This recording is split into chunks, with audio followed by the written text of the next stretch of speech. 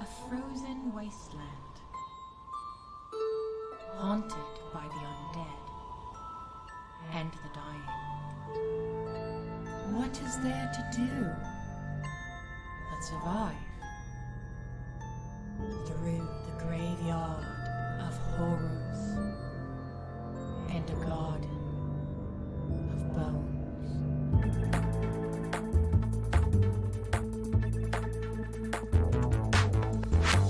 Hello, welcome. This is Tales of Bone and Ice. It is our new podcast, a survival horror comedy podcast. I am playing Naukon, IseFerd, also known as Condemned, known to his friend as Connie. And Wow. I am my name is CandorCore, which should have come first. Character first, no one, and then you're just the secondary character. Would you like to introduce yourself, Mars? Yeah, I'm Marilyn, or Meris, doesn't matter. Anyone does whatever they want. I play Meris. She is a super hot dragonborn paladin. Yeah, just a big golden lizard. Yeah, that's the that. hottest lizard I've ever heard of. Oh, you see her basking out on a hot rock. What do you do? Up next is Grim. Gentle dignitaries, welcome to the podcast. I am Grimhilde, and I shall be playing Cukunkana, a teen druid. Get ready for our adventures here in Animorphs. And I am Brian. I am the DM, and I will be guiding our adventurers through the world of our podcast. We have before us a frozen wasteland that these individuals have been surviving in as best they can. So I think that we're going to start off with Cukunkana. It'll be a good place to start because you are close to the people who are important in the early stages. Hi. Rude. Wait, that's the wrong word. Hey. So something to know about Cukunkana is is a Tanaka word, which is a First Nations language. And she's going to be speaking / learning that language along with me and everyone else. Hi. He means yes. That's your lesson for today. I've got her. All right. Cukunkana lays in the dark, and as she does during most days, she is blissfully sleeping, much into the later day than one would typically imagine that the average person would. And she is awoken by the noise of knuckles on her bedroom door. From Sonic? It's time to wake up. It's time to wake up. 5 more minutes. It's time to wake up now. Cukunkana, now, up. Fine. She gets up slowly and takes her sweet, sweet time. Now, we need to go now. Where are we going? I don't remember. What day Mama is it? needs us. Fine. Okay. So, Yeah. as you step up and as you leave the room, you're greeted by, of course, your favorite person, your big sister. Where's the sun today? Where's the sun right now? Like what time is it? How long was I out? You've been asleep since it was dark, and it is usually you probably wake up about after the second meal of the day. So to us, about 1 o'clock in the afternoon. Solid. That's when I prefer to get up IRL also. Also, it should be noted, Cukunkana uses telepathy to communicate with everyone at all damn. times. As best she can, yeah. I'm assuming. Yeah, she does make that noises, but Yeah. whenever possible, uses telepathy. So, as you are greeted by your sister, who you know to be Mor Amdu, she says, "It's time. Mama needs us now. We have to go. Come on." And she guides you down the hallway to where you know that Mama typically resides when she's making important decisions. Cukunkana follows, but kind of does that thing where she like waves her arms dramatically, while she walks down wherever they're walking to. She's taking like deep dramatic steps, you know, in the way that teens are wont to do. Yeah, Cukunkana, you have to be respectful, you know, like always. I will be respectful as soon as I'm in the presence of people with whom I need to behave as such. I'm going to be the matriarch one day, and You're that not means that yet. I deserve your respect. You can see that she has like furrowed her brow and simply is quelling her silence, but you know that you're getting to her, and she's frustrated, but she knows that you're coming, so she's going to simply just move forward and continue to walk, now in silence instead of trying to goad you into being more polite. That's a win for me. Such a teen. Oh my god. Eventually, you come out into the main foyer of the area at which you live, and as you can normally remember, there's long carpets that are covering the ground that are of dead animal skin, and the walls have bones that rise up to meet each other in the ceiling, and they're all covered with a leather tarp of sorts. And everything it's warmer in here than it is anywhere else. And it's very reminiscent of a comfort that you remember for most of your life. And as Mor Amdu brings you here, she points over to where you know your mother to be, and her mother says, "Oh, finally, you have arrived." Kisukyu kid, come on. Good day. Yes. Today's the important day at which we will be able to... in which you'll finally be able to leave the community. Right. That was today, wasn't it? That was today. Right. It was supposed to be 2 hours ago. Look, I was... It's okay. I understand. We have been very easy on you for a long time.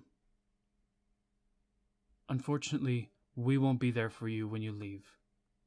Okay? It's going to be difficult out there, and you're going to have to protect yourself, and that's why we've all both been training you. I have faith that you'll be able to be strong, and that you'll be able to be safe, and let the flame guide you, okay? Hey. Thank you, Kama. I know I can do this. It's gonna be great. I'm gonna meet so many people, and I'm gonna, like, attack things, and, light fires. Yep, it's gonna go really, really great. I just know it. Yep. Roll a persuasion check to comfort your mother's heart. She already digging a grave in her mind. What did you roll? Got a natty one. No! Yes! No! Yes! I love it. I can't believe we started on a Oh one. my god, Oh of course we did. my I don't know what any of us God. were imagining. I'm Oh so my happy right now. It's +2, so I got a 3. Oh my god. She's like, actually, you know what? Go back to your room. I think you're gonna stay there for a minute. You know, is it Wednesday? You could see panic go over her eyes, but she steels herself with the resolve that this decision was made by the council and not just by her, so regardless of what happens, it's out of her hands. Well, at least we'll have those other two that will be along with you. It'll be fine. It'll be fine. It'll be It'll be fine. So- We've Cukunkana gives her like a big thumbs up. we've sent Howard and Raylio to the other two. They should be arriving soon, and then they will return here, and we will get the three of you together so that we can get you everything that you need to get out on the road and on your first journey outside. Okay? She walks forward and she puts her arms around you and says, I'm so proud of how far you've come. Cukunkana hugs her back and says, Kama, I'm an adult now. I'm 17 and I'm gonna be great out there. Everything's gonna be fine. I've got those super, like, fresh and funky folk who are gonna go with me. And it's all gonna be great. And I love you and I'm gonna miss you. So she's a half-orc woman who's very tall, and she hugs you so tight and picks you up, and you feel that familiar warmth that you only feel in the arms of your Kama. It felt like that scene from The Little Mermaid where she's like, I'm not a little girl anymore, Daddy. I'm 15. I love him. And everyone's just like, oh, honey, you That's sit what down. I based this. I thought about this, and that's what I based this off of. Yes.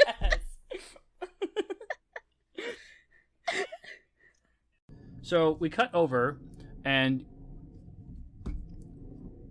Meris, you hear a knock on your alchemy workshop door. It's familiar. You can recognize it. It's very stalwart. You're practically able to tell who it is just by who's knocking. And you recognize the knock. It's a man named Howard. Come on in. He steps in and he says, "Oh, I love what you've done with the place. I'm so sorry to hear about your grandfather." Thanks. Yeah, I'm just trying to pick up the pieces a little bit. Yeah, it's kind of feels a lot bigger in here. That's for sure. Mm-hmm. I was sent because Cukunkana has woken up, and it's time for you to go on your first journey, really, outside. Okay. Yeah, wicked. All right. I mean, this is a honor. Super jazzed. Just so excited. Yeah, this is gonna be awesome. All right. Cool. All right. Just remember, I'll be coming in to check on everything, and I'll make sure nobody comes in here without your permission. Okay? All right. He reaches his arm out for one of those, like, dope, like, Game of Thrones forearm clasps. Oh, I love a forearm clasp. Yeah. Do you acquiesce? Oh, absolutely. Yeah. So you two of you clasp forearms in that familiar way that you're used to. And he says, I'll see you over there. Sorry, for clarification, did Meris say out loud, "Oh, I love forearm clasps," right before doing that? Because I kind of feel that wouldn't surprise me. Honestly, probably. So, once again, you are left alone in here. It's much bigger than you remember, as you said. The tables are filled with your grandfather's old crystals, his old beakers. There's lots of different tools that you remember him teaching you how to use. And there's a faint and fading scent of the last thing that he made in there that he unfortunately took with him. What was it? It was just a small crystal necklace that he hung around his neck as he walked to the place that you know that people go when they die. The celestial staircase, in which those who die in the city that you live in venture forth to unfortunately prevent the harsh side of the survival situation that you all live in, which is cannibalism. It'll be good to leave this place, I think. Are there any like potions or anything that he was able to complete or that we made together that are finished? No, unfortunately not. You're starting from scratch, which is the way that he always wanted to leave it to you. Damn it. Stupid grandpa. I think I'm just gonna close the door. Just gonna leave on out. Are you gonna head to the council room? Yep. cutting over to our boy Naukon, I believe is how you pronounce it. He goes by Condemned. Goliaths just go by their nickname or given name 99% of the time. A man shows up at the headquarters at which most of the individuals who work in the Bone Forge stay. And Condemned, you recognize him to be Raelio Imol, a fairly tall elven warrior who wears lots of fur to keep himself warm. He's been fairly charismatic and people listen to him, but he's not very nice. He's got sharp features and long elven ears, and he's got a slight white to the iris of his eyes. And he says, "Condemned." Yes. I will drop whatever I'm doing, set down whatever it is I'm working on, and I'll head over to him. Condemned, it's time for you to go to work with the other two who are leaving the community today. Yes. Back into the wastes. Yes, unfortunately, I recognize how hard it was for you to survive out there, but that's why we want you to go with them. Hardship is part of life. Shall I proceed to council now? Yes. Unless, and he calls over to who you recognize and know to be Krusk, who is the one who was teaching you how to work the Bone Forge. She's just a human woman. She's fairly average. She's got long hair that's braided, and she says, "No, get rid of him." I'm just kidding, Connie. I love you. It is. He says with like almost no change in expression whatsoever, "Your antics always bring smile to my heart, teacher." Yeah, no worries. I'll see you when you get back. We always need muscles like yours. With luck, assuming I don't get killed out there. Until then. Raelio is tapping his foot in the midst of this back and forth. I just kind of like stoically wave goodbye to Boneforge Sensei, and I head out. Raelio turns on his heel and begins walking rather quickly. Come along. Now. Don't have to worry about me. Long legs. Finally, the three of you are all gathered in the council room before Gro Amdu, the half-orc matriarch of the clan, who has many markings on her body that all signify that she is the possessor of the spirit of flame that has kept Thrive, the community at which you all live in, warm, alive, and surviving. Raelio Imol, the half-elf forward brigade, who has typically been the one to choose the individuals who leave the community to go on their cartographic missions. Lion's Grey, often referred to as Grey, who is the human man who leads the Guardians of Soul, and he's known to be fairly pragmatic but emotionally involved in those that he cares for. And Howard Duggins, who is the one who is the go-between between the magic users of the community and those who use much more physical means to an end. And Gro says to all three of you, "Welcome, adventurers. It's always hard to get everyone together and understand that we are called Thrive because we take risks. We always find people like the three of you who have something inside of them that we call the spark. The fire burns bright within us, and to do so, we must continue to burn it brighter and brighter. We chose the three of you because we feel that there would be a good match for a chance of survival outside to better our relationships with the other communities. Is there anything that the three of you would like to say to each other, knowing that, you're going to be working together for a long time?" On that note, what are we wearing? I got so many layers on. What do you look like, y'all?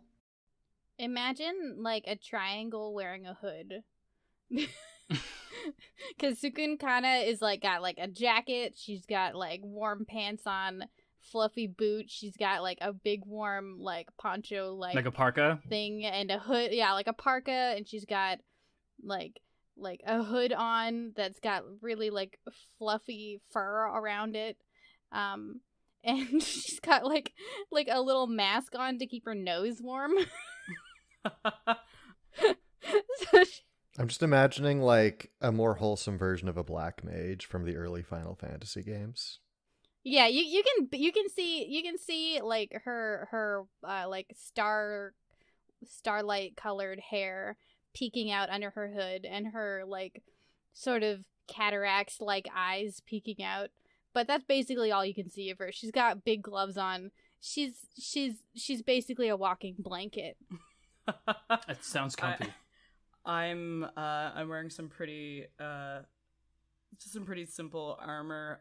It is a crop top, so you can see my abs. I think other than that, like, not really much. maybe some nice leg warmers. And Connie?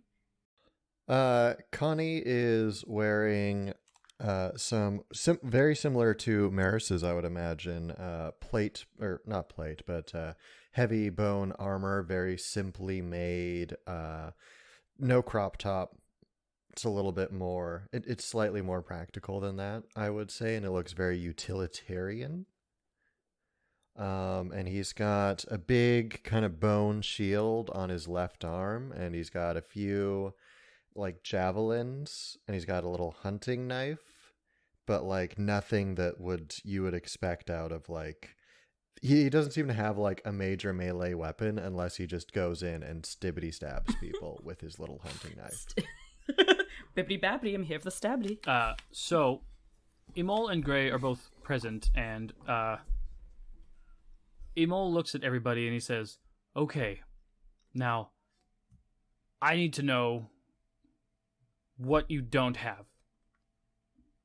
Cukunkana, I assume that I'm going to need to give you everything because you've got nothing for adventuring outside. Connie, I'm not sure. Do you need anything? We can provide most simple things." I have what was required to survive out there. I should not need anything additional. All right. Meris, your grandfather knew that this was going to happen, so he had some stuff prepared specifically for you.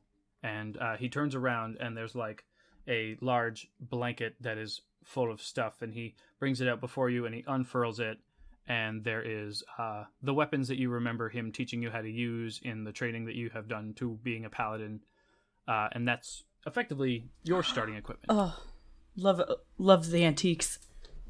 Oh, nice. Oh, I'm so jazzed. Oh, this is great to see. I haven't seen this in a while. And Cukunkana, your mother has prepared most of the stuff that she has already given to you while you were waiting for everybody else. All right, so Cukunkana like invades both of your minds.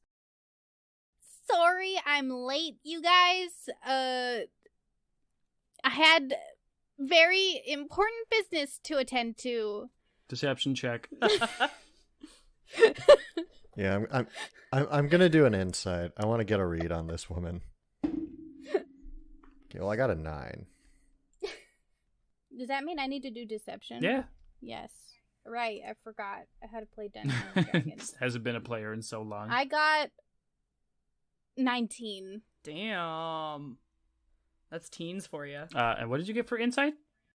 I got a 9. Oh. So Connie just nods and says, I do not know much of the ways of witchcraft, but I understand it is has many necessary rituals. Yes. Yeah, all the rituals. I was doing them. Yep.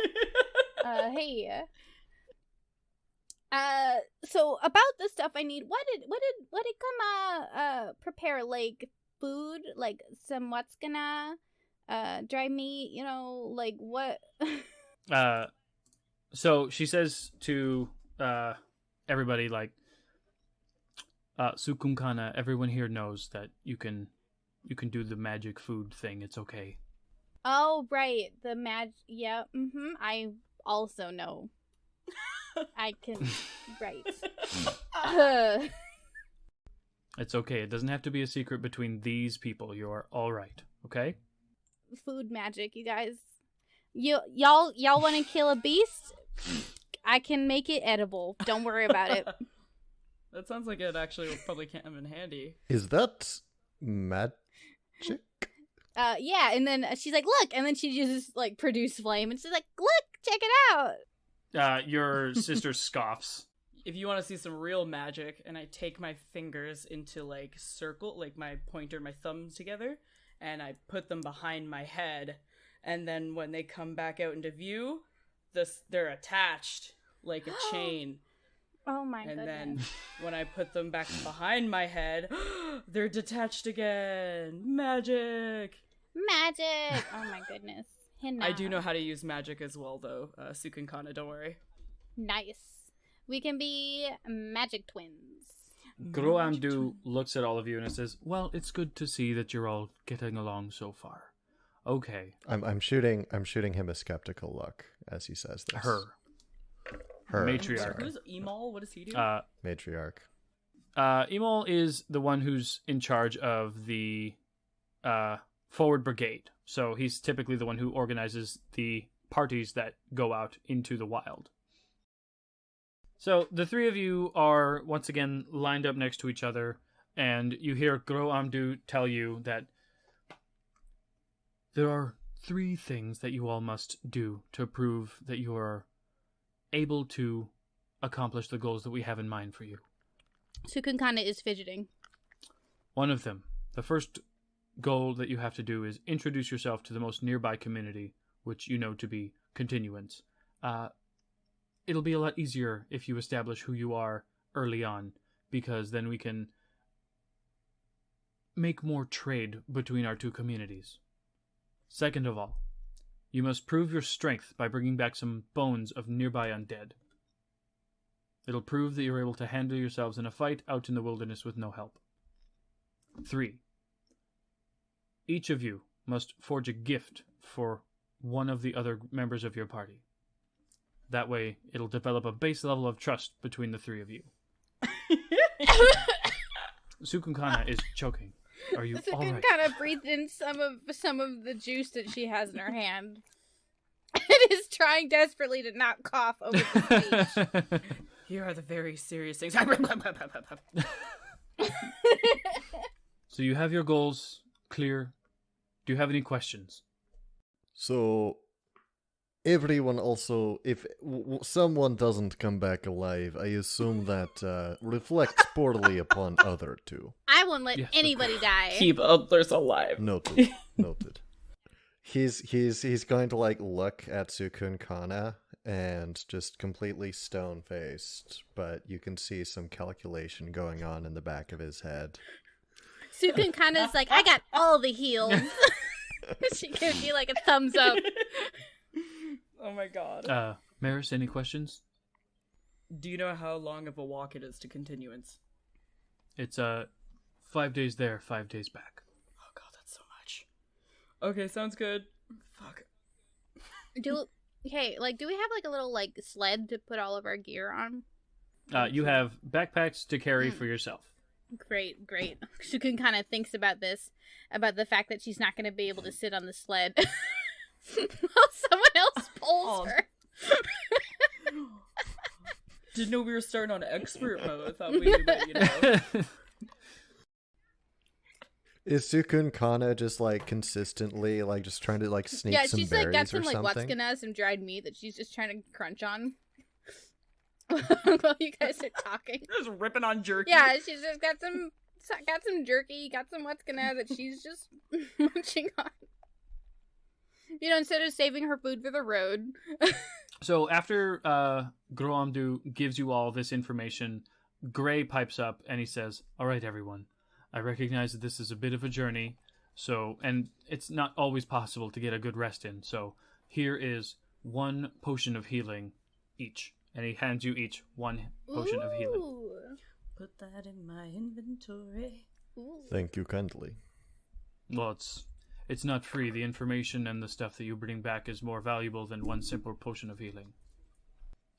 I thought that was a simple payment for shelter. Oh, not quite. This is just insurance to make sure that you come back alive. Should we be expecting any issues with Continuance? Is there anything we should know? No, we have sent many people there and back, and it hasn't been a problem so far. Well, we're about to make it a problem. Do we have like a contact in continuance? Like anyone we gotta be like, hey, what good? Like, yes, you have a man whose name is Howard. I thought Howard was here. Yes. A guy named Bill Luckyfoot. Bill Luckyfoot? He's a halfling. Does he have both his feet? Yes. Well, you don't know that. I'm asking. Yeah. Oh, you're Cukunkana is asking? Mm-hmm. Okay. Your contact's name is Bill Luckyfoot. Yes, he has both his feet. Oh, good. They must be Luckyfoot then. Mm-hmm. All right. If there anything else that you need, you have exactly 30 minutes before you leave today. Would have been 2.5 hours if didn't have all that business to attend to. Girl looks at you and she just sort of sighs, and your sister is absolutely livid, like she's so ready for you to be gone. Can we tell this reaction, or is this just something that Cukunkana can tell from her time in the family? You can see she looks fucking tired of this shit. You know what? Empathy already. Yeah, I'm going... Regardless, we have the time we are given. Yes. Let us try to make best use of it. Oh, yeah. I do not know about you two, but I was called while at work. I would prefer to head back to my abode to fetch some supplies before we leave. Hey, I should get my... Oh, I forgot my cartography stuff at home. I gotta go get my cartography stuff. I'll meet you guys back here in half an hour. Perfect. Are you literally going to go take a nap? No, she genuinely forgot her cartography shit.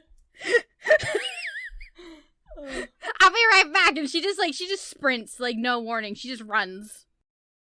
So, we move to the part at which everybody heads back to the place at which they grab their tools of sorts, because we are using a supplement called Witchcraft that allows players to create things for their friends. We'll get into the mechanics of that later on, but for now, we are getting into the part where everybody heads back to their humble abode for the last time before going on their 10-day journey. I steal some of my sister, my Kasu's Watskana out of under her bed, which I didn't know where she hides it. Okay, first of all, roll stealth. Okay, yeah. Just to make sure nobody sees you.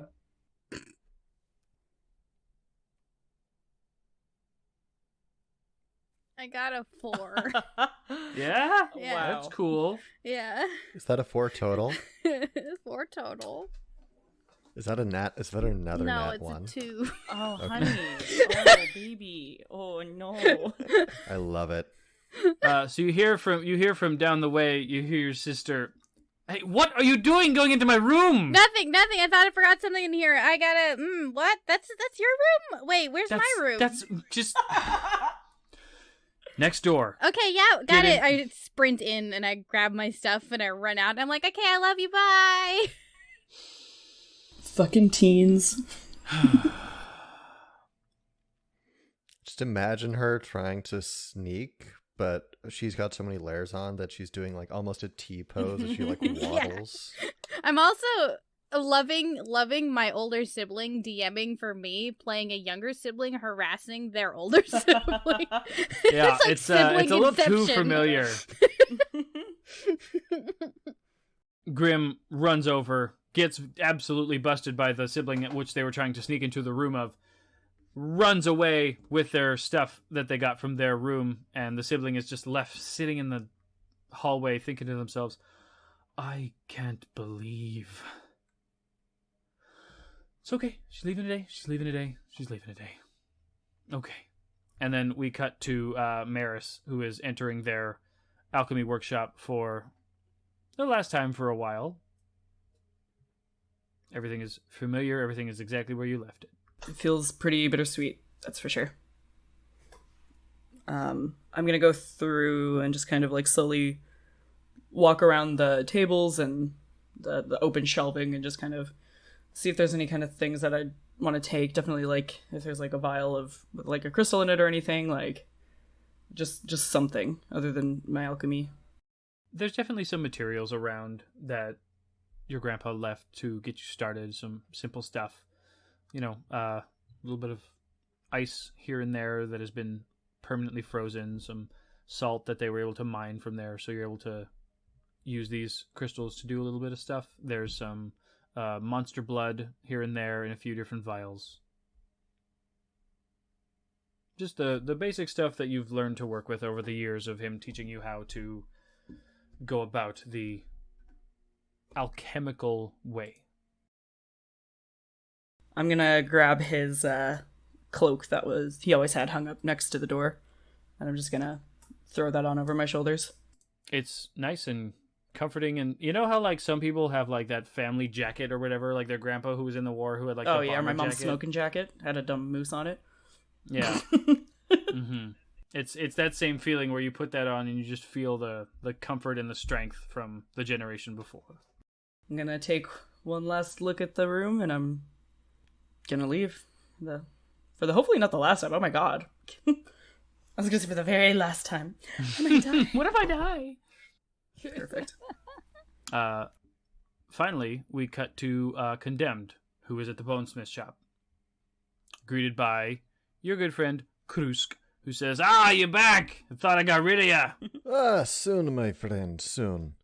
I am just picking up some things before I go. Well, of course, you need to use some stuff. You're always looking to borrow things, aren't you? I was just going to take what I brought with me. Well, of course. For the most part. Well, also some bonesmithing equipment. let me do you one better. And she takes one of her spare hammers right off her belt loop, and she gives it to you. She's like, "This one here. I was going to give it to you anyway." Takes it, and he gives it kind of like a nod that's almost a bow, and he says, "It is a great honor, thank you." Yeah, well, you're the strongest bonesmith we've had here in years. I'd hate to see you die out there. You better make it back, you know what I'm saying? It is only 5 days away.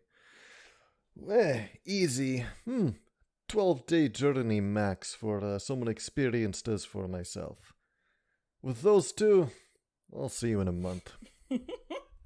That sounds about right to me. All right, I gotta get back to work. You need anything else, just let me know. See you in a month or so, and she winks at you. Thank you, my friends. And I'm also going to head over to my abode, my home, which I imagine is probably just like very simple because I'm basically in welfare housing. It's effectively a barracks for people who are in similar Right. situations as yourself who came to the community and don't have much of a family. I have a question. Mm-hmm. Are all of the buildings made out of ice? Not all the buildings are made out of ice. Are they made? What are they made? What are they made of? Because I need to know for like my brain to imagine the scene. Yeah, I'm imagining my place is like one of those burrows that's like cut into that hill Oh, Mhm. yeah. that we were talking Yeah, about. because I was like, do I live in the inside of the wave? Well, I mean, you're bougie, right? Yeah, you live in like sort of a bougie area. So your home is above the ground and the floor is covered with various different furs, almost like a carpet. And the walls are all made up of gigantic bone and all stitched together Oh, in man. different ways and tied together. And then like covered in furs. Yeah, sick. And it's the tallest structure that is a home. It's like a gigantic sweat lodge. Mm-hmm. Speaking of sweat lodge, my ass. It gets hot in this house. Boy. Most of the homes in Thrive are somewhere between a sweat lodge and an igloo, or an earth lodge. A pit house is the term you're looking Yes, for. a pit house and an igloo. So the ice has been dug into and then covered at the top with furs and bone. So it keeps itself relatively warm most of the time. Animal is a gentle term. It's mostly monster skin because there's not much in the way of animals out there. It's way better than going the other direction. Ugh, oh, I didn't even think of that. Nasty. Yeah. Human skin. It would be an awful insulator, though, so. Yeah. Yeah, it would be a terrible insulator. It would get brittle and dry up. No, what you want to do, you want to collect hair from humans and then make that into a blanket. The only horror part of this podcast is how gross that is. The barber is the richest guy. That's the true horror.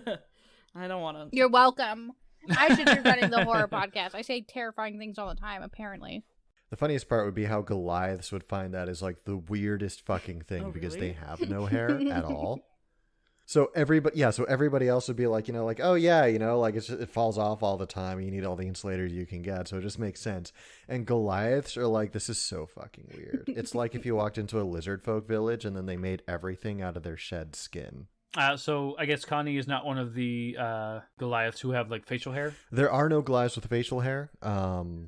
Like canon wise, like, okay, so for instance, most people like the most famous Goliath in popular culture right now is Grog.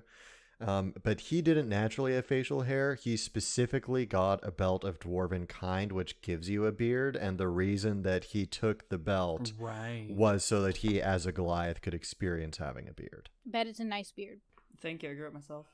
So eventually the three of you wind up back at the fancy bougie council tent and are told by Gro Amdu that you are to leave as soon as you can. Once you return, you'll all be given a gift if you all survive. Cukunkana is like, for once in her life, not berating people's brains with her psychic nonsense. And she takes a second and like she's still like heavily clothed in all of her layers.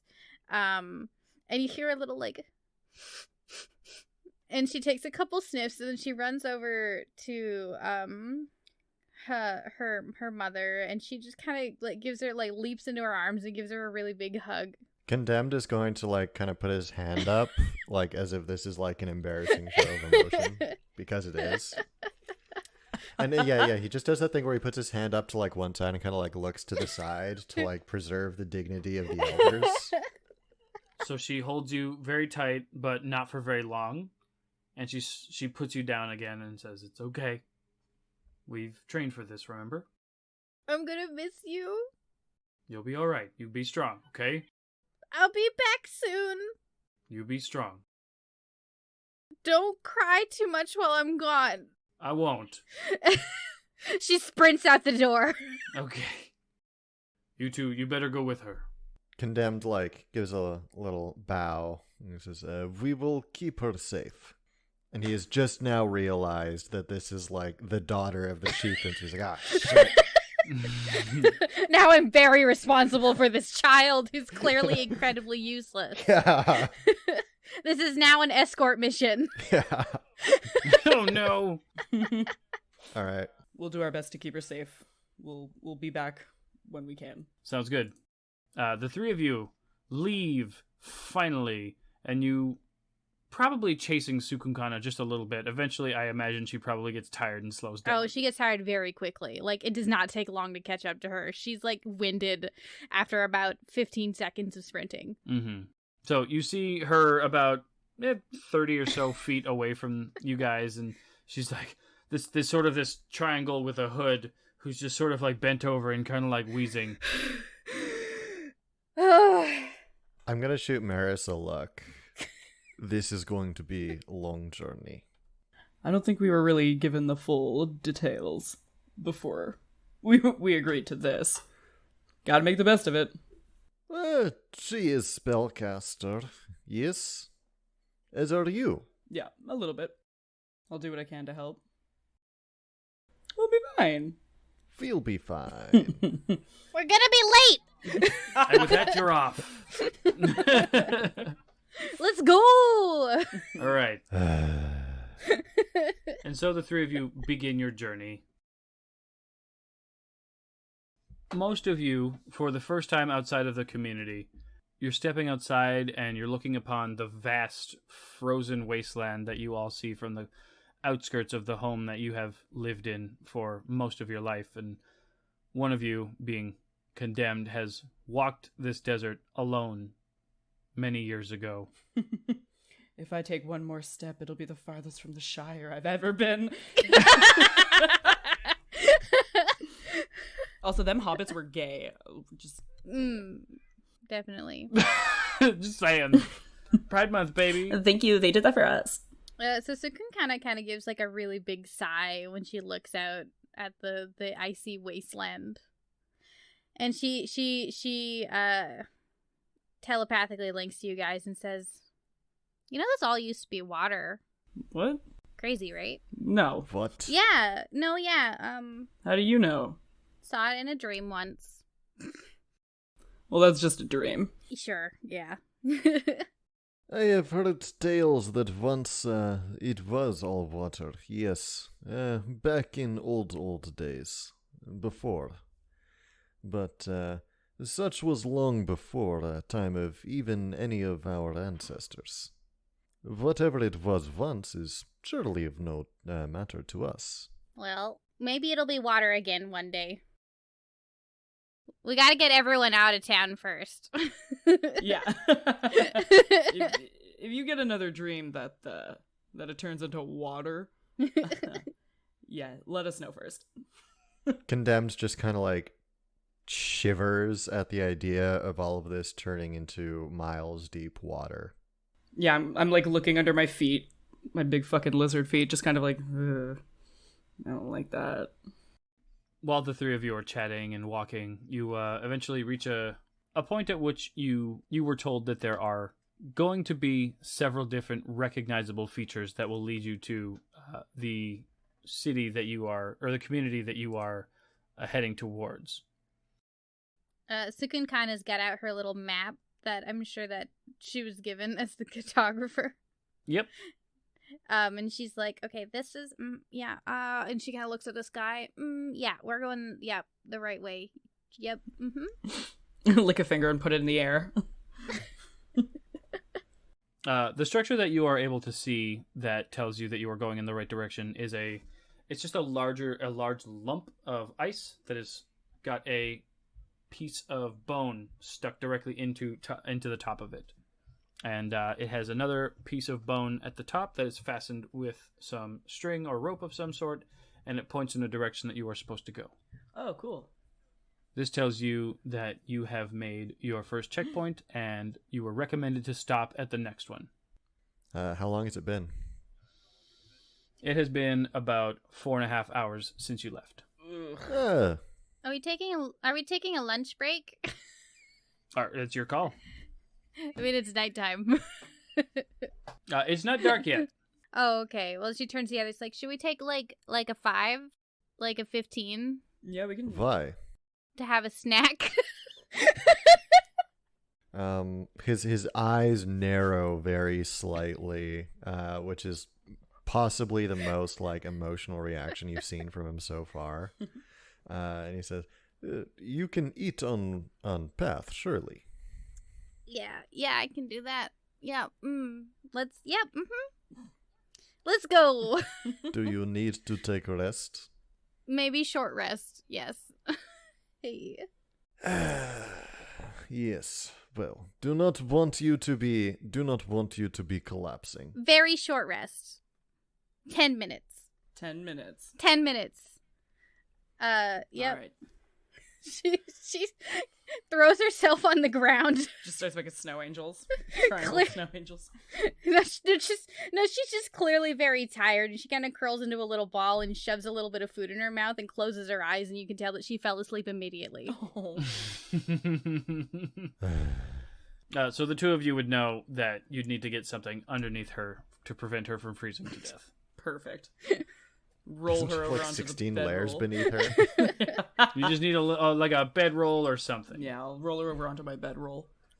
Well, while she's doing that, Condemned is going to trudge off to a respectable distance, take a pee break, look out over the wastes, it's cold, but familiar to you in that you've got memories of walking amongst this cold and amongst this land, and it doesn't feel comforting, but it feels, like I said before, familiar. Yeah. Well, I mean, this is what I'd been doing for the large majority of my life up until like a few months ago. So this is very much just back to the grind for me. Yeah. So he's going to just sigh, be like, didn't think I would miss walking alone, but here we are. Hitches back up, and he's going to do a perception check to just look around, make sure that there's nothing sneaking up. Absolutely. Ooh, nat 20. Yeah. Nice. White dice likes me. What's your all day? Oh, what's the total? Yeah. 22. All right. So as you look around, you know for certain that at the moment... Oh, sorry, 23. You know for certain that at the moment, the three of you are not being followed by anything, and that this is a reasonably safe time to take a so-called 15. A catnap. All right. Well, that's reassuring. It was actually a 21. Oh, well, then you don't see anything. No, I was looking at my persuasion instead of my perception, because I am in real life blind. A wolf comes up and kills us. Cukunkana, being outside the community for the first time in your entire life, the minute you fall asleep, you feel something scratching at your mind, an altogether unfamiliar feeling. Can you give me a wisdom save real quick? You get advantage on those. Oh god, I thought that was a 4. I got a 14 plus 6. And you get advantage. I get advantage on this? Kalishtar. Oh, okay. Fun.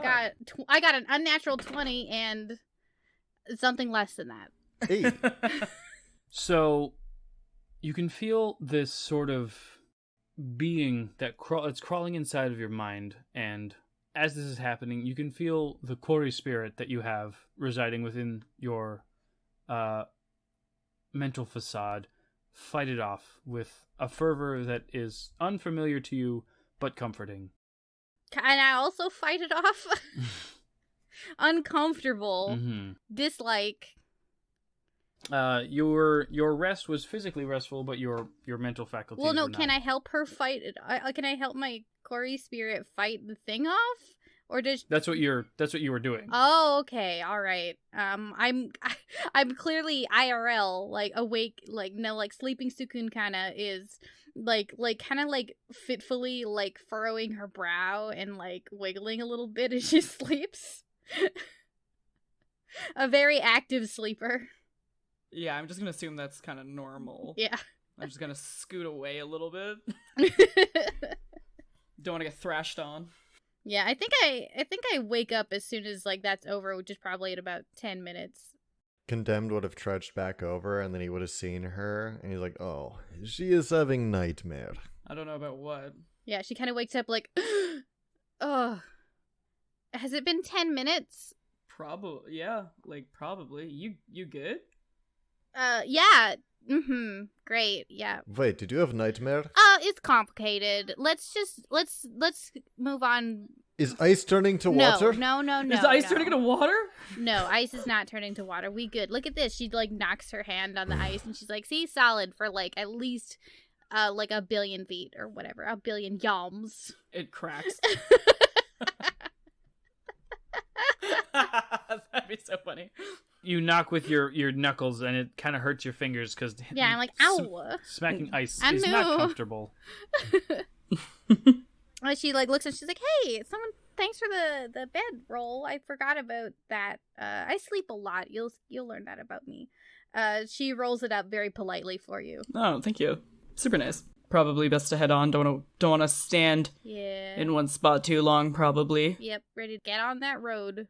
All right, so the three of you continue your journey in the designated direction by the checkpoint, and as you're on your way, you're realizing that it's getting to a point at which the next checkpoint will probably be where you stop and sleep for the night. Hopefully that will be soon, but having not been out here Well, Connie, would you probably would have come from a different angle than where you're heading from, right? Or heading to, right? I'm just imagining that I have not been in this area just to like preserve maximum eyed wise open.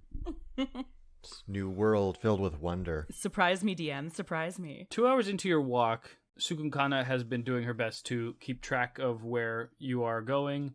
Cukunkana, using her cartography skills, is able to keep everybody on the right path in regards to the direction that they are walking.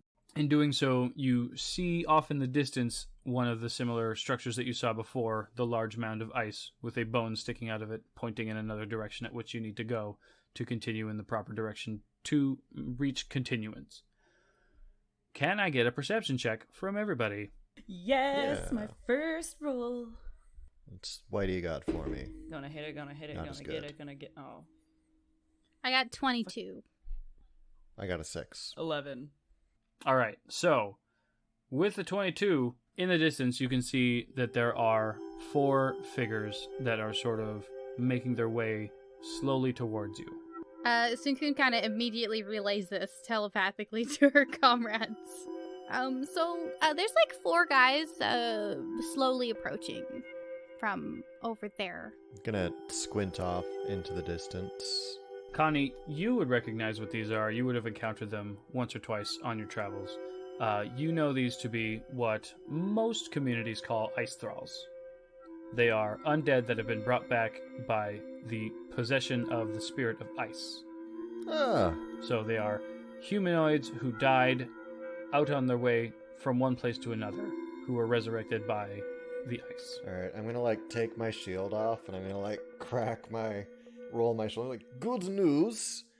We won't have to go looking for more undead to fit second objective. Now we need to get those bones. All right, what's the plan? What do we do here? Can't really hide. They're coming at us. We can't hide. They're coming at us. That's fine. They're not so tough. What would I know anything about them? You have the familiarity that they are, in large groups, incredibly dangerous. And to the average individual, they would be a significant problem. But to 2 people who are able to cast magic, 1 person who's able to, relatively well defend themselves, you Bash they head in. should be all right. But they do have the capacity to freeze someone if they get a hold of them. Don't let them get a hold of you. Hey, little baby, I think you should stay in the back. I'm gonna stay in the back. Yeah, are they slow? Yeah, they're fairly slow, but they are advancing on you as quickly as they can. Right, okay. Within 3 or 4 rounds, they will, or let's call it like 6 rounds or so, they would be within your range. Okay, so got about a minute. Alright. My suggestion is that myself and Meris go confront them, and then you stay as far back as you can. I have a plan. Alright. Okay, I got some I'm like crazy... eyeing the zombies. Look, listen, we gotta be fast. I know the spell called Entangle. I can entrap them, and then you guys can hit them, and they can't move. Theoretically, if the spell works. Yeah, trip them up. So long as you can do it from distance. I can do it up to 90 feet away. Yeah. Okay, so, since they are pretty far away and fairly slow, you'll be able to do this pretty easily. Should we start running up to meet them? Yeah. Yeah, exactly. Gonna like start jogging Yeah. towards them. I pull my maul out. Yeah, Sukun kind of stays back. Her eyes, like, kind of glow a bit, and she, like, reaches out her druidic totem. What is your druidic totem? A little, vial of dirt. Like when you go on vacation and then you come back with like a jar of sand. Yeah, it's like a vial of dirt from the dirt that she was found in. You know what I mean? I've got a vial of dirt. I've got a vial of dirt. Yeah, exactly. Yeah. So she casts Entangle. The enemies have to succeed against my spell save DC, which is 14. Okay, so we'll do that, and then roll initiative, all of y'all. Yeah, let's do it. Condemned got a 6, Cukunkana got a 9, and Meris got a 14. Yeah. We're in grid form. Wonderful. All right, so first up, we got to do the saves for all these boys. It's a strength save? Yes, a strength check. Yeah. Okay. All right, so you got 1 that's failed, 2 that have failed, 3 that have failed, and 4 that have failed. Yes! Yeah. Cukunkana, like as soon as she sees them all get trapped, she does like a little like hop and she goes whoop and she like claps in the air. Cute. Yeah, that's the first time you guys hear her voice. All 4 of these guys are walking towards you. They're shambling fairly slowly, and you can hear as they get close to you. You can hear their horrible screeching.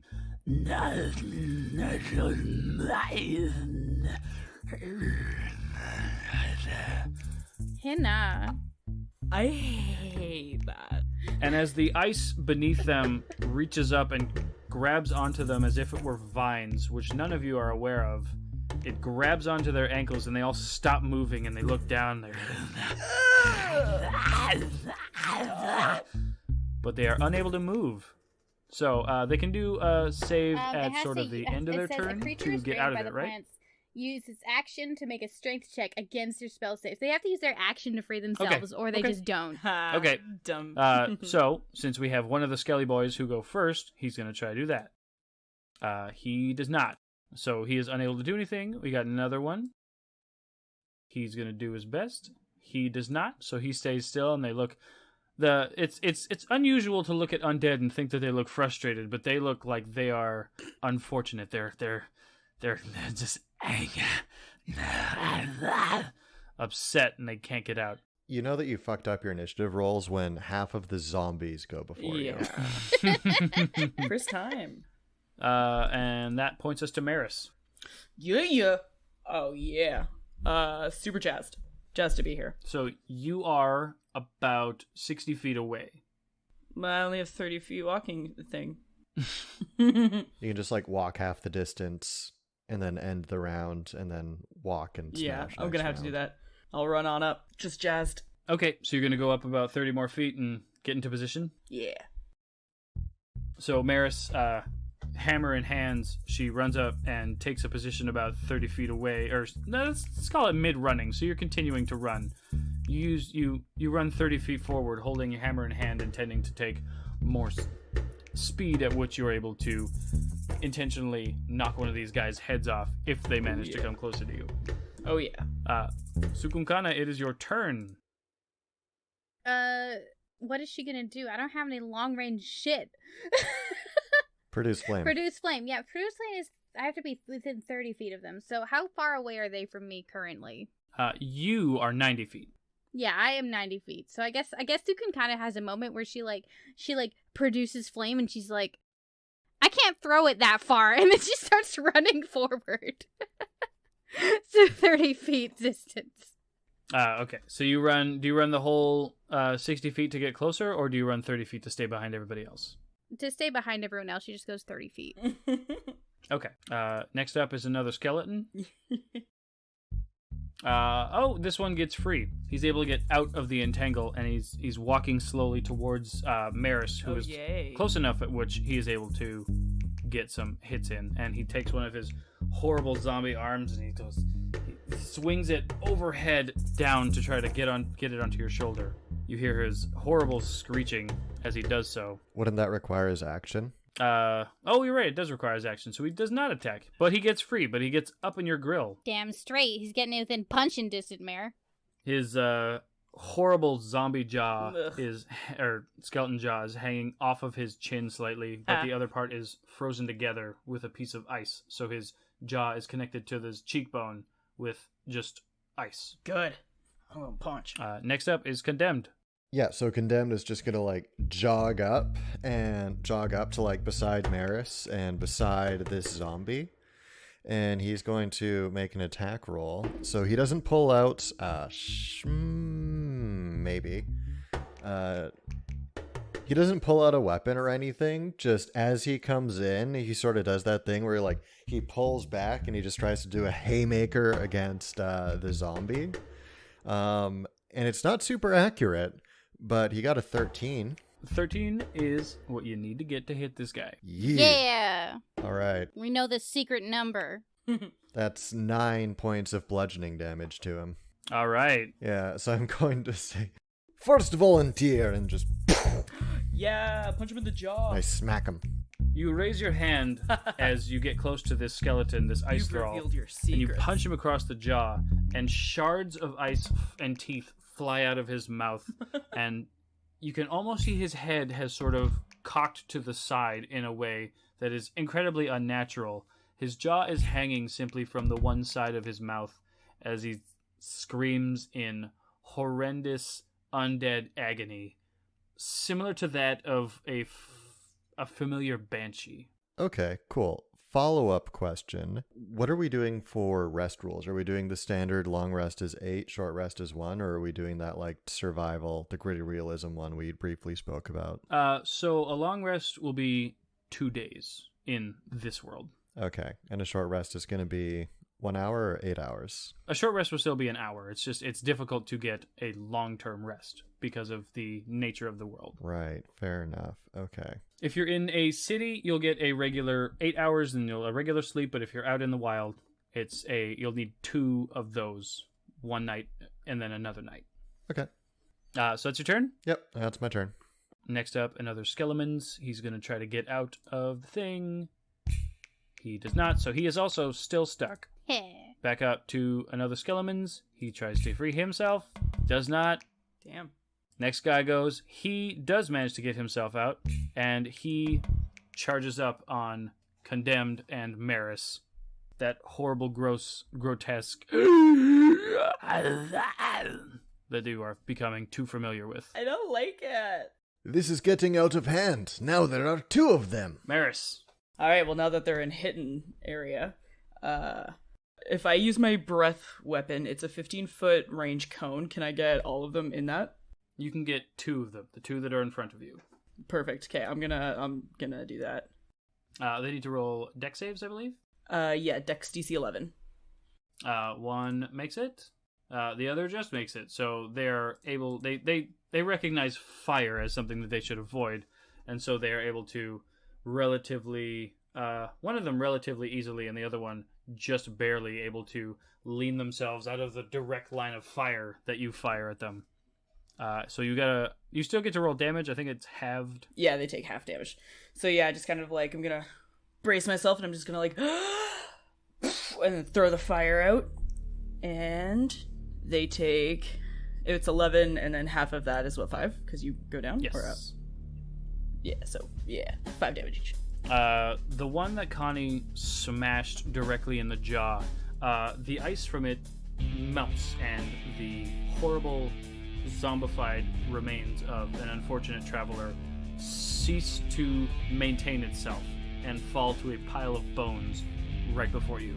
Hey! The other one simply starts to become a little bit more weary and unable to hold itself together, but it maintains its sheer force of hatred and will to commit violence upon you all. Cukunkana. Can I get within 30 feet of an enemy? You can get within 30 feet of an enemy, yes.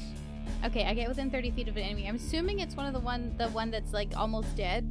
It was fired, yes. Now, with this produced flame she has in her hand, she doesn't say anything. She just silently runs up, and in her mind, she's doing a battle cry.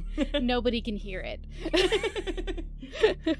In her mind, she's saying, "Eat flame, dirtbag!" And but like, it's only to herself. It's only to herself. Of course. You flame dirtbag. So you roll attack? I got a nat 1. I was imagining Meris as being to the right of me, and for some reason I'm imagining Cukunkana as being to the left of me, so if we've got to, like, select one, I feel like Connie is probably more in the direction of the flame, honestly. You have been picturing it the same way I have been picturing it. Oh. Okay. So she runs up with a determined look on her face, probably the most determined look she's ever had, takes this ball of fire, hucks it with all her might, and it lands squarely in Condemned's shoulder blade, burning his back. Oh no! First attack roll you ever made. Roll the damage. Oh no! I feel like it hits him, and then like Meris and Cukunkana both at the same time are just kind of like, ooh. I got it. What did you roll? Max damage. I got 8. That is I'm here to ruin the podcast. as the flame scorches out, like he was already looking at the other one and prepping the next, and he's like, "Fire is our ally." Oh! Fire is bad ally. Cukunkana telepathically links you, and she's like, "I'm so sorry." I think you only have 10-foot range on your telepathic link right now. Oh, does she? Oh, okay. Yeah. Well, she screams it then. I'm so sorry. Second time I've ever heard her voice. Yeah. Do you do anything with your bonus action? I don't have bonus actions, I don't think. All right, not yet. I'll shoot him again. Yeah. Oh, I could use healing word. That's a Oh, bonus it's action. fine.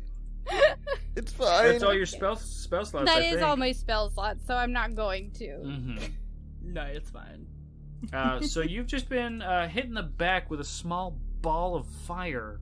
Yep. Condemned. What do? Is it my turn? It sure is. Okay, solid. Well, so I've taken 8 damage, which actually brings me down Like to 4 health. I'm down to 5. Oh, Yeah. I down should to have 5 used right healing word. It's fine. I'm going to. It's fine. It's fine. I'm going to use Second Wind as my bonus action Good call. to regain 1d10 plus 1 hit point. So, you know what? Fire did the damage to me. Let's see if the red die wants to compensate. Oh, it does. I heal 9 hit points back. Oh, nice. So I'm back to full. Nice. So basically, you Hell see like the yeah. flame kind of like go over, and he just sort of like straightens up, and I view it as him like just mentally going like, "I've been burned before. It's fine." I am going to just like shrug it off, and then I'm going to turn. I'm gonna punch. Gonna try and attack the remaining zombie, She would die. and that is I don't know about that. I'm not exactly a DPS beast, but I got a 24 to hit, which I assume is a hit. Just barely. And I rolled minimum damage, so I got 5. Fuck off. Once again, you turn to this other ice thrall.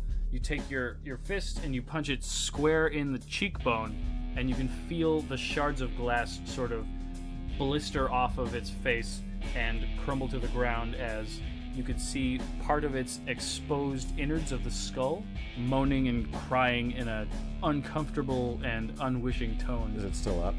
It is still up. Okay. What's your spell save DC? Me? Yeah. 14. Okay, so this one manages to free itself and is making its way downtown. Walking fast. Shambling slow. Faces past. Hauling ass. Shambling fast. Shambling. Shambling fast. Yeah.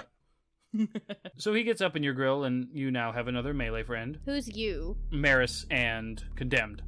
The other one also frees itself, so your concentration spell is still active, but it's not doing anything right now. And it makes its way also to melee range, having burned its action doing that. Up next is the guy who just lost half of his face to a punch, and he raises an arm out and he reaches to try to grab the individual who just shot half of its face off and try to grab onto them. Makes sense. So this is a grapple check, so you can make a contested athletics or whatever. All right. How is a 19? Ooh! You see this thing reach out and try to grab you, and it gets its hold on you just a little bit on your collar, but you're able to like practically flex it off. Peck's too big. And it just can't get purchase upon your body, regardless of how hard it seems to be trying. Meris, your turn. You just saw this thing try to grab and freeze your friend.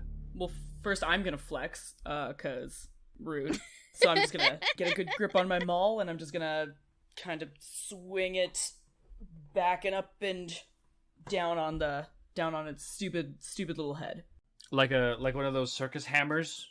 Exactly, like a strength check, or like a strong man thing. Just like you are. You're the strongest The lizard. strongest lizard. I got a 17 to hit. That hits. Roll damage. Fuck yeah. Alright, and that is bludgeoning damage. 2d6 plus 4 is 13 damage. Okay, you take out your maul and you swing it up, and you bring it down directly on this thing's head, and the head crushes into the inside of the rib cage, and it falls apart, Ew. screaming before it does so. Falls to the ground. Okay, Cukunkana is like upset, and she's like, "This is my first time fighting, and I've already screwed up." This is all in her mind. She's just talking to herself. And she's like, "Okay," and she looks at the other thralls, and they are away from her teammates, correct? No, they are. I think they're all within melee of them now. Okay, Cukunkana is gonna be like, "I'm gonna throw a fireball. Watch out!" Okay. She tries again. Not fireball the spell. Not fireball the spell. Oh, no, oh my god, I was like, oh, this was such a great time. This is such a great time to die. Loved being here. R.I.P. all of us. Actually, you have resistance, so you'd be fine. Oh yeah, I'm fire as fuck. Guess you got a nat 20, motherfuckers. I thought you got a nat 1. She's making up for it this time. Spurred on, and there's a feeling in your arm that is not of your own, and it's felt familiar to you on odd occasions, and there seems to be sort of a spectral ghost hand that is mirroring your own, holding this fireball and guiding your hand as you toss it directly into one of the ice thralls that is near your friend. Yeah, and this time out loud she says, "Eat fire, dirtbag." Roll damage. Hell yeah. Hell yeah. All right. Didn't do great for damage. I got 4 and then times 2, so that's 8. However... No, you got 4 because it already does the crit damage for you. Oh, it does. I got 4.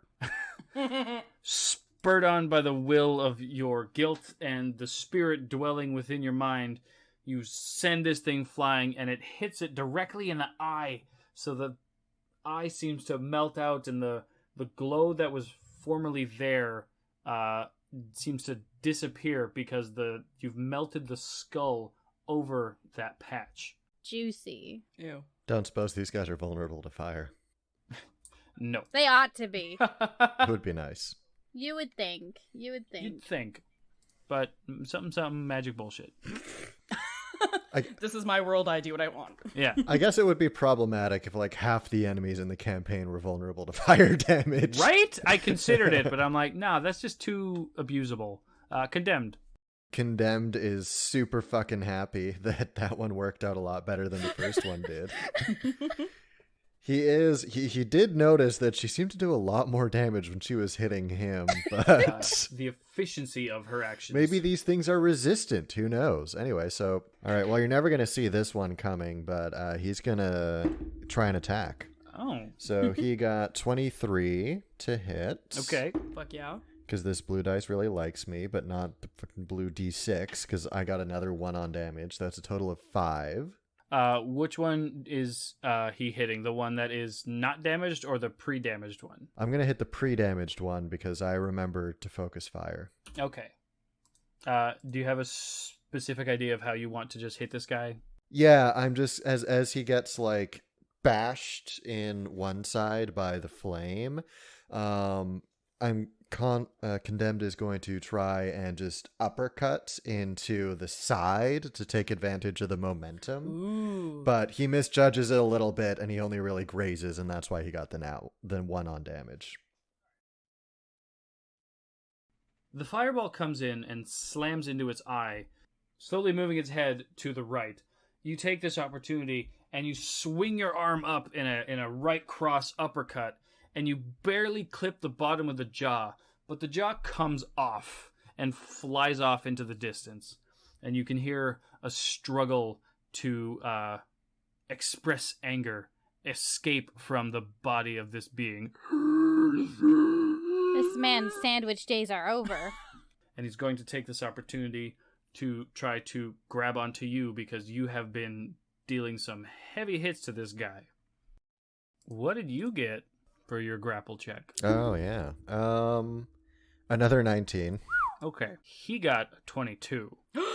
Ooh. while you are trying to get rid of this guy by pushing him off and shoving him off, he manages to sink his disgusting icy fingernails into your shoulder, and you can feel the ice sort of pierce into your body, and you take 6 cold damage.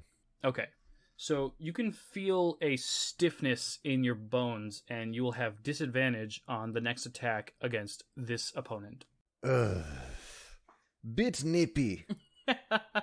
The other one that is still standing is going to turn its attention away and make an attempt at Meris's life. Oh, no. Taking its arm and swinging across, trying to scratch across your chest. Oh.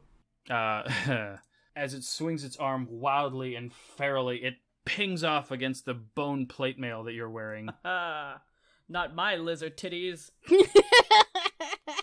You can barely feel anything as you feel empowered and emboldened by the rage that you feel against these undead monsters. Pecs flex. And it's your turn, Meris. Yeah, pecs flex. That's what I'm doing at it. Hell yeah. Well, I'm gonna point at him, and I'm gonna nod my head, and I'm gonna run up, and I'm gonna do kind of like a over-the-head, like, spin with my maul, and just kind of, like, try to whack him like he's like a weird little baseball. You're playing t-ball with this motherfucker's head? I'm playing t-ball with his friggin' head. 14. Well, that'll do. Nice, that's enough. Ooh, that's 2 6s plus 4, that's 16. Suck my ass. Wow. Okay.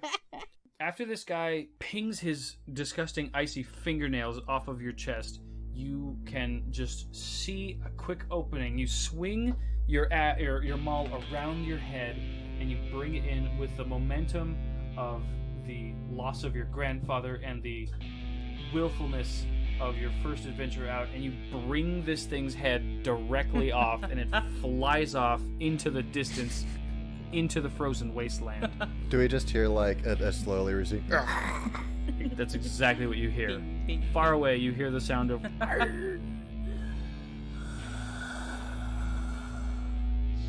as the soul leaves this thing's head, and the body collapses to the ground in a pile of bones.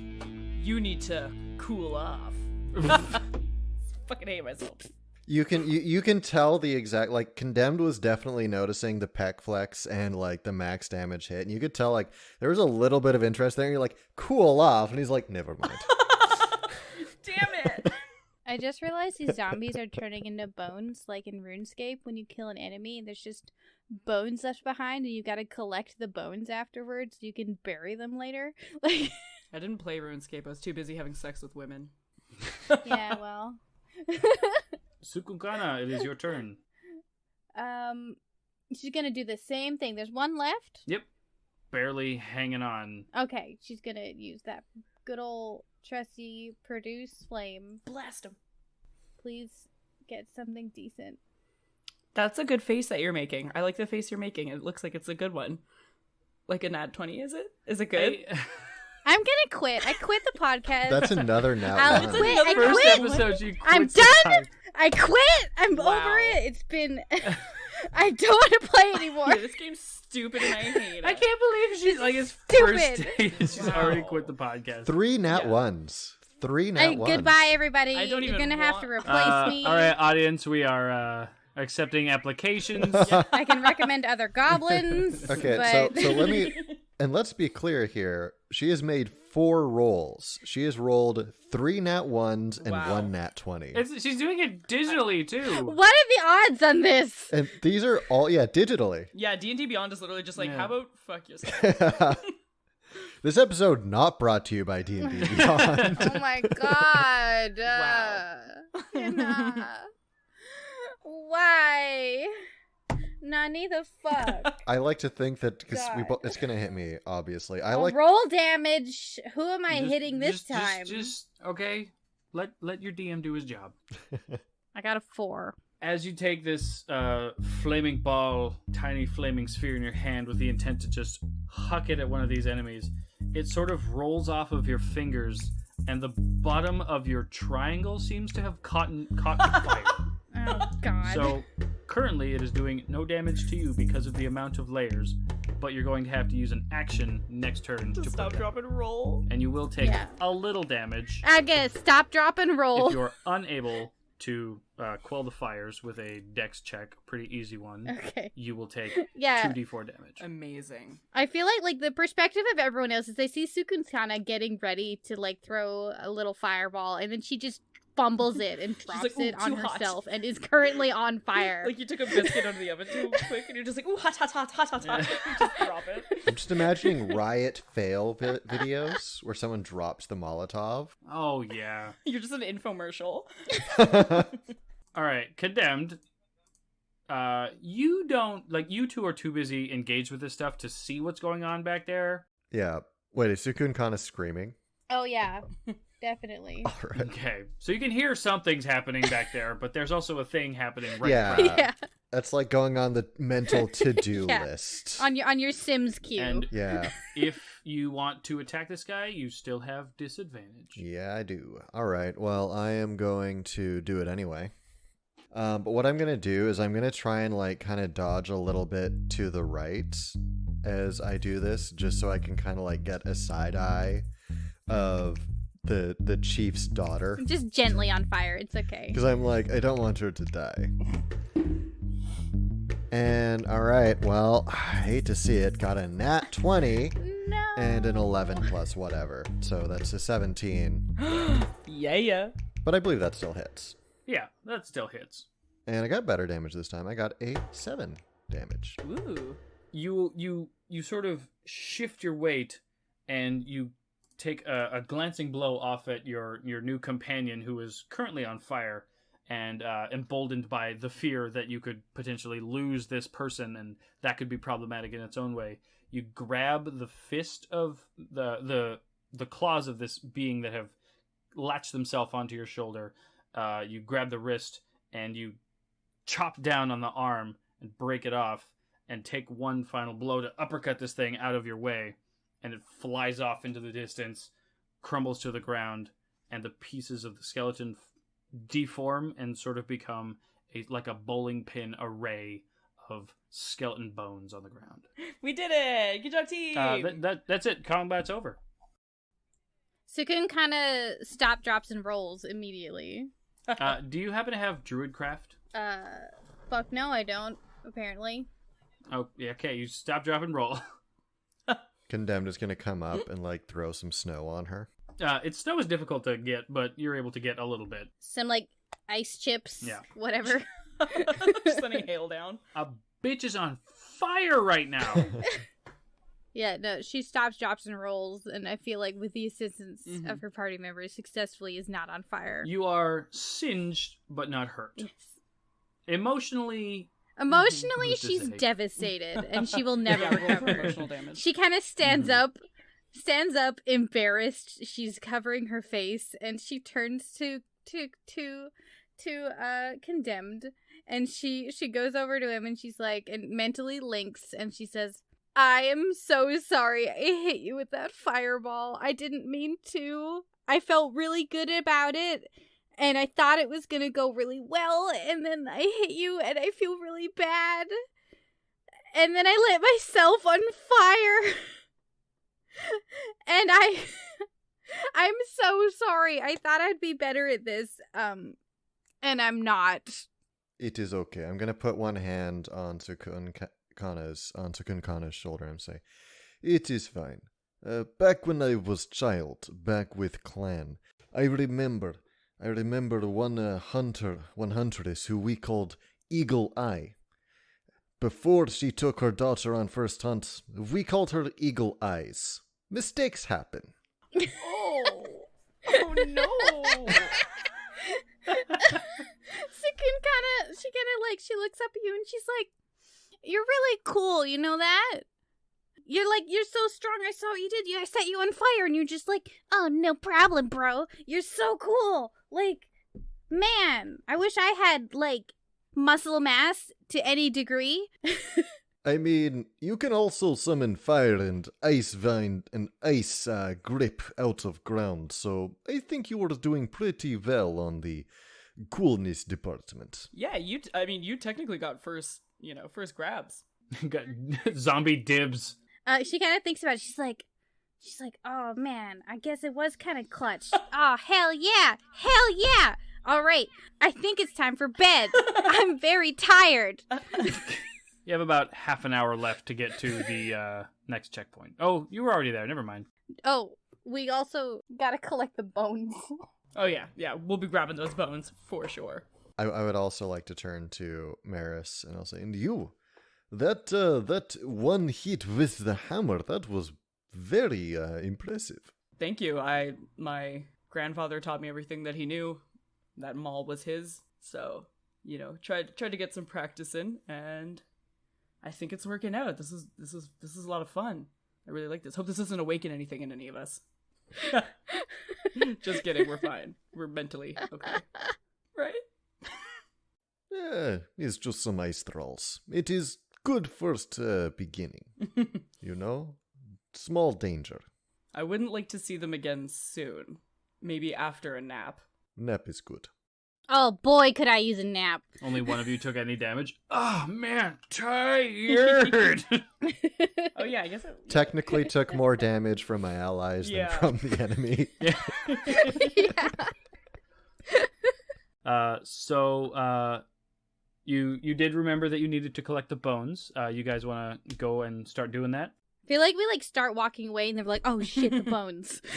We gotta go back. Does anybody grab a skull, or is it mostly just like a bone, like a femur or whatever? I hella grab a skull. Okay, cool. That's good. Yeah, I will grab. Wait, now I want to know what would I roll to know if there's anything that's like a bad thing to grab about these Walking Dead? Arcana. I'm not a knowledgeable boy. Hey, nat 20. Hey, nice. Okay.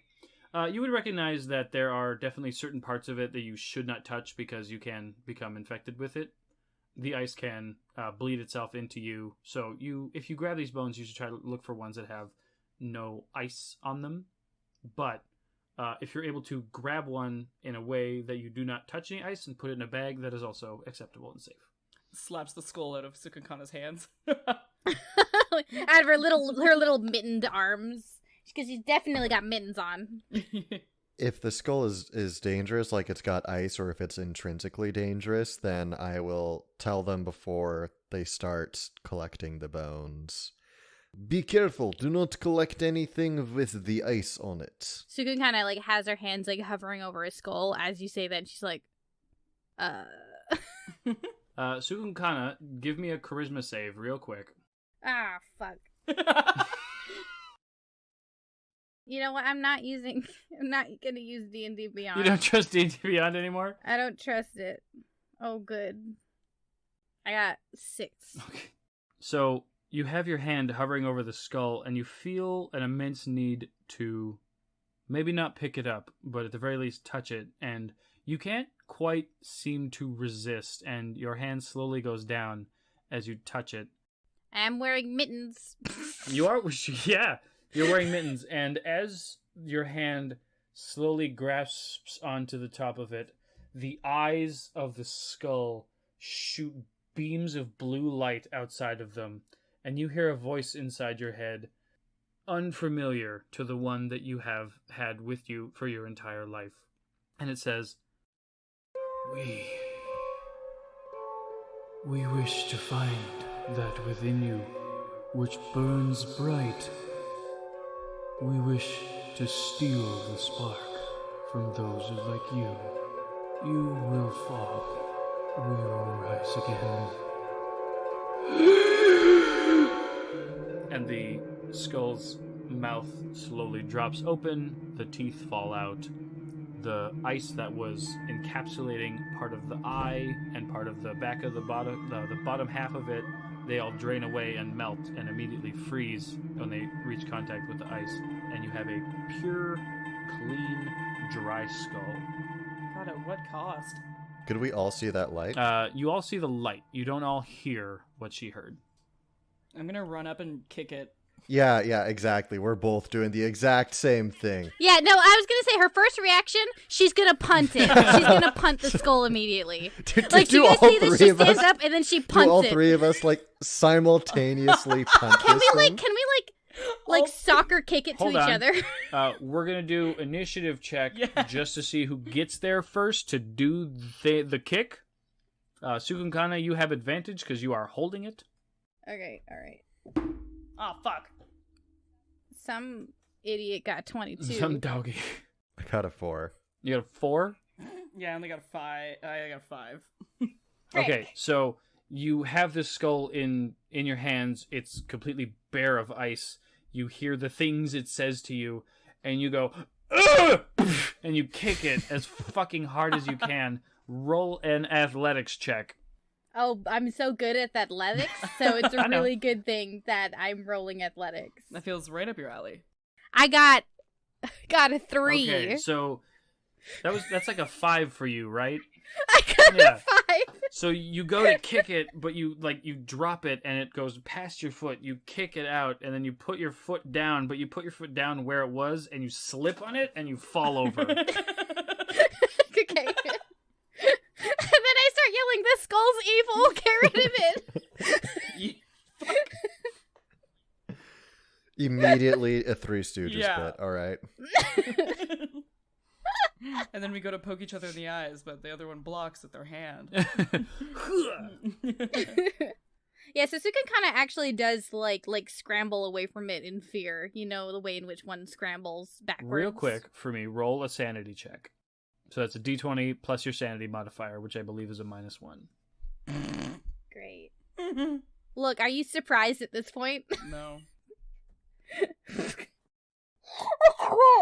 Is that a natty 1? I can't believe she's already getting kicked off the podcast. I Yeah. can't do this anymore.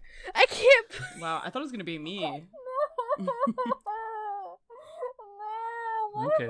All right. So you got a 0. Yeah, I got a 1. Oh, honey. That's hilarious. So that's great. Good thing that I'm dead No, now. you're fine. Sort of. Hold on. It will be written on her gravestone that it was very in character. Here lies Grim, sanity -1. Yeah. No one's surprised about that. No. Died as she lived in character. She lived in character. That's so fucking funny. I can't believe that this happened. I can. I mean, yeah, it feels pretty on brand so far. Apparently. You should play with my friend Erica. You'd make her feel better about her rolls. Her rolls are so bad we use her as a threat. If someone's late, then I tell them that Erica will be doing all the rolls for their character, and it just puts the fear of God into them. Where is it? Ah, here it is. He's got to look up his Mondo bad things because I rolled a 1. Okay. Roll a d100. God, you assume I have these things. 2 d10s. That's the scariest die. It's so dark in my room. I didn't turn my lamp on. I'm using the internet. I got 43. Okay, for the next minute, you're speaking incoherently and you're babbling and you're incapable of speaking in a normal, obvious manner to anyone, and you're unable to cast any spells because you can't get your mind together, so you keep talking about the skull and the whereabouts and the things it said and the spark and how you don't want your spark to be taken away. Don't take away my spark. If you want to do a little bit of acting. This is theater, after all. Mm-hmm. It is We're not. making radio, motherfucker! And that's how she talks. She's like, "'Tis but a trifling problem. It's just nothing that's terrible. Oh God, oh no, oh Maya, Hinna." And she starts like babbling like in Tanaka, which none of you have got no idea what means. In world, it's Kuri.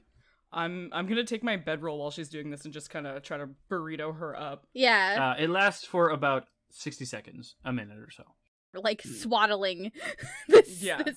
this person. Then after about a minute, she starts to like breathe normally and come back down from her experience. Whoa there, little fella, calm down now. Condemned is definitely going to keep trying to punt the skull away. You can, Yeah. like I'm smashing it. when she slipped, like he just went up and he just it's his game plan. you successfully kick away this completely dry skull. He doesn't have to roll athletics because he doesn't have a 6 for strength. Well, like the fucking so like if you I have a +6. for athletics. If you just have like a pretty like high level ability score, like certain things that are just pretty simple, I don't feel like you need to roll for that. You're kicking a skull, No. you know? Yeah. If you wanted to kick down a door, I'd probably be like, yeah, you kick down the door, unless it's like barred on the other side or something. So he kicks away this skull. The skull is far away. You are not worried about that skull. Well, maybe you are, but it's not coming to get you anytime soon. Yeah, still worried. Less worried, though. If it's coming back, it's got to roll on its little shitty skull body, which is just a head. Yeah. You know, like in Breath of the Wild, where the moblin skulls, like, roll back to their skeletal bodies. Exactly. Two of us Except- know what we're talking about. Yep. I don't do that nerd shit. Anyway, let me roll some dice real quick. Yeah. I didn't get that. I didn't get it. I'm not a nerd. Yeah. So after the three of you successfully calm down your comrade, kick away a skull, collect some non-seemingly glowing bones of sorts, and put them into your bag so that you have proof that you're able to go out into the wild and handle yourselves. You make yourselves a campsite that you are all fairly used to. You put your bedrolls on the ground and you cover yourselves up with a very simple tent. And you all share one specific tent because otherwise there's a higher chance of freezing to death. Get that body We heat. have one last thing to do before we finish. Do I get to talk about what happened with You the can do skull? whatever you want. You can RP all you like. I'm sure that they want to know. Yeah, well, I was gonna say, like, I definitely, like, once we're kind of settled, I kind of, like, scoot over and, like, rub your back. Be like, hey, like, Hey, what the fuck? hey, you okay? That school seemed to freak you out a little bit. You okay, little fella? You alright, bud? So Cukunkana telepathically links to you, and she's like, so you know how, like, when I, like, do the brain thing, you know, Yeah. right? Mhm. It did that to me. Ew. Yeah, I didn't realize how uncomfortable it was when somebody suddenly starts telepathically speaking into your mind without telling you first. It's not great. Yeah, especially when it's just, a head. Yeah, like an actual skeleton that I just saw. So, it said something about returning and that it craved the spark inside of me and that it was going to steal it. And I think it's up to some pretty bad stuff. TLDR. Sounds like there's some kind of skeletal conspiracy going on. We'll have to be distrustful of any skeletons we meet from now on. Yes, very distrustful of any skeletons. Yeah, we'll definitely not invite them into the tent now. All skeletons are bastards. Yeah. I've got, like, it's hard to explain to, like, people, but I've got, like, you know how I can do all this, like, magic stuff? Mhm. Well, basically, I've got, like, I exist with someone else in me at the same time. And they come to me in my dreams and they show me what the world used to be like before all of the ice, and it's so beautiful. The sky is blue and pink and purple and red and yellow, and there's trees, and you don't know what trees are. And I do. Nobody knows these things except me.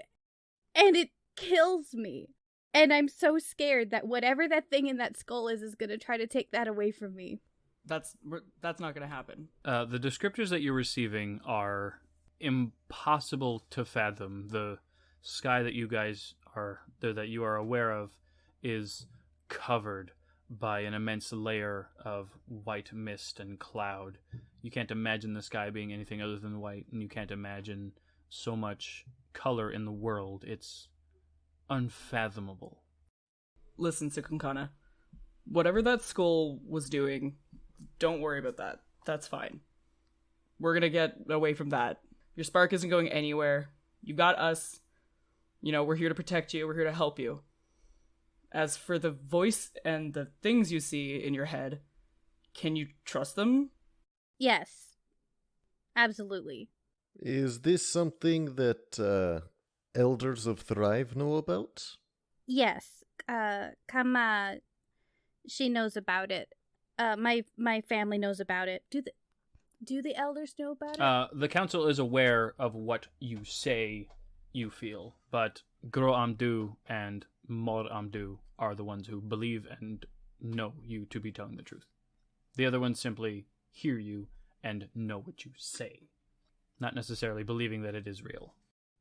I know what I see is real and true, and it doesn't matter if nobody believes me, because I know that this isn't what the world is supposed to be like. It's supposed to be beautiful and vibrant and warm, and it's gonna be again one day if I have anything to say about it.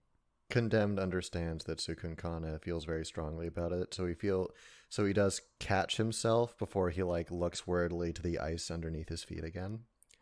But that is definitely the very first place that his mind goes.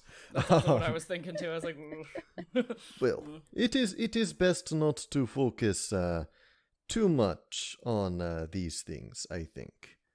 The world is as it is. It is best to take grip of it in such way.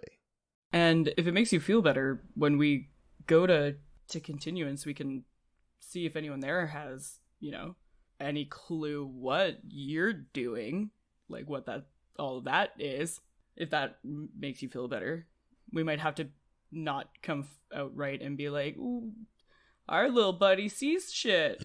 Maybe we'll have to be a little bit more tasteful in the way that we, bring it about. But we can poke around if you want.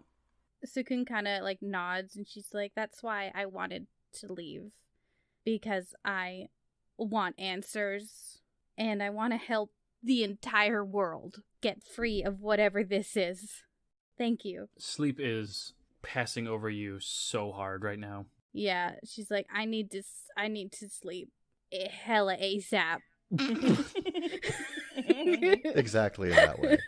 She says it exactly that way. Yeah. Yeah. My dreams are lit, fam. My dreams are lit, and I gotta get back to him.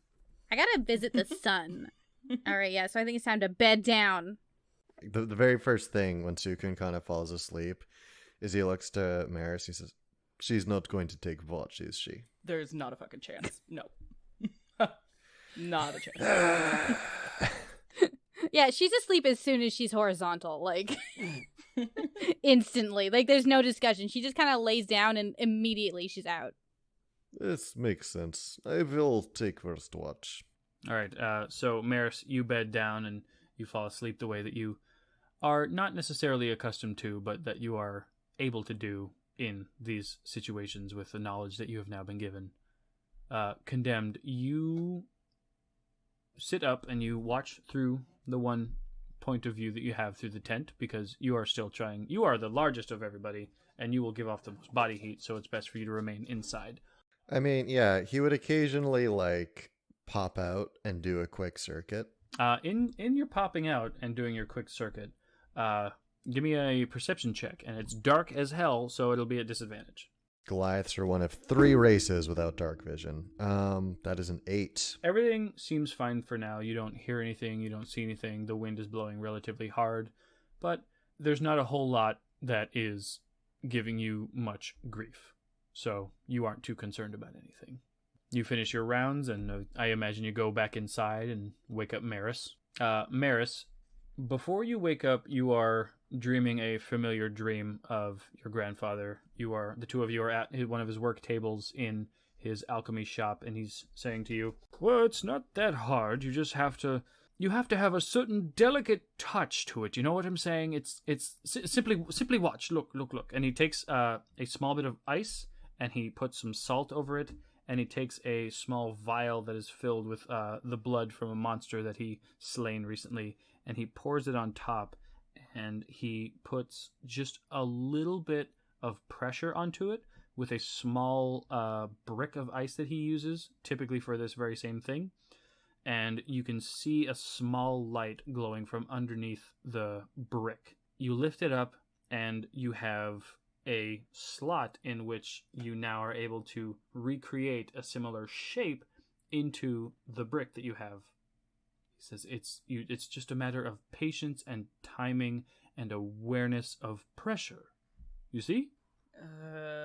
You are aware of the fact that he's been dead, so this is just a fond memory, but you were able to interact with it in whatever way you'd see necessary.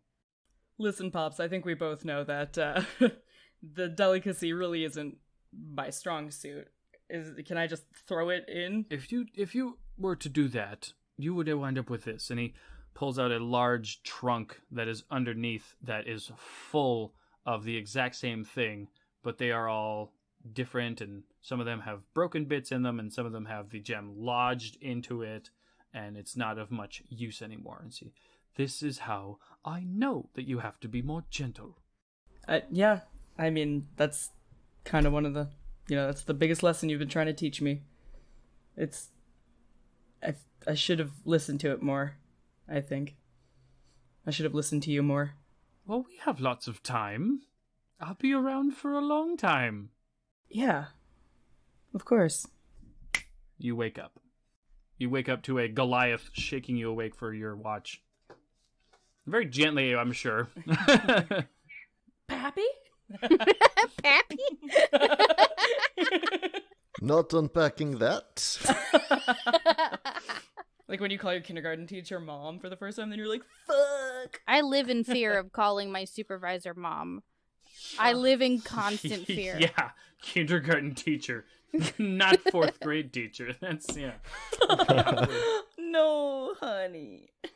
Anyway, you wake up. Okay. Did you see anything? It appears clear for now. Okay. Alright. Sounds good. What should we do about the baby? And her thoughts and feelings? What is happening with that? How do you feel about all of that?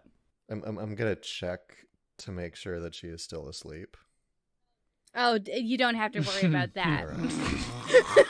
Out of character, that's my suspicion, but I do not know much of how witches work. But it is my understanding visions, these sorts of things, they are not entirely uncommon. If elders know of it, then I assume it is nothing that is too disastrous for us. I do not know if these stories that she is telling are all true, or whether she is simply... He kind of like makes that gesture where it's like not all there. But in any case, as with Frozen Desert, we must take it as it is. She certainly has sufficient power that I think she will be more of an asset than I first suspected. I have to admit I am kind of curious about it all. I'm kind of excited to get to the next town and kind of see if anybody knows anything else. I gotta admit, it's piquing my curiosity a lot. A warm world? It's cold out there. Rolls over and kind of tries to adjust so that if he rolls over, he's not going to crush Cukunkana, who he's just assuming would probably not wake up even as she was being crushed to death just by how soundly she's sleeping. Yeah, you could fully roll her the other way and she would not stir. Okay, so she sleeps like blanket. I do. Yeah. Okay. Meris, you take your watch, you get up, you're probably still wearing your same armor that you were, and you walk around the perimeter of the tent, and you're taking stock of everything around you, making sure that there's nothing coming along the way, and that you guys are going to be all right. Can I get a perception check at disadvantage? Ooh, so that's an 8. Just an 8. You see exactly all those same things that Condemned saw. Everything Perfect. is fine, there's nothing around, everything's good. Perfect, we're on the same page, he and I. And eventually you make your way back inside, and the night eventually ends, and the morning comes, and our 3 adventurers have survived their first night out in the frozen wilds. Yay! Yay! No thanks to me.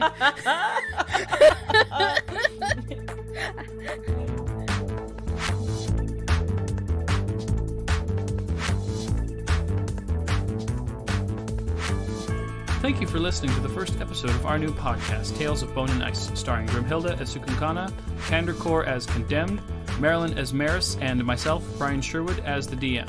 Music and editing by Chelsea Love. We will be releasing new episodes every second and fourth Wednesday, but you can go listen to episode 2 and 3 right now. Thank you again for listening, and remember, always wear your seatbelt.